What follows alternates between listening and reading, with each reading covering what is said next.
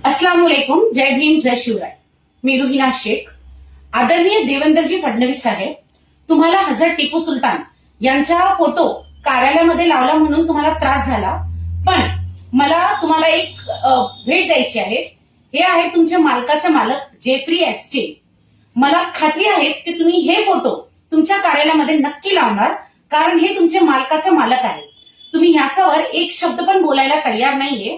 तर हे फोटो मी तुम्हाला भेट करणार आहे आणि मला खात्री आहे की हे फोटो तुम्ही तुमच्या कार्यालयामध्ये नक्की लावणार, कारण तुम्हाला टिपू सुलतान सारखा योद्धा नाही चालत, पण तुम्हाला जेफ्री एप्स्टीन नक्की चालणार.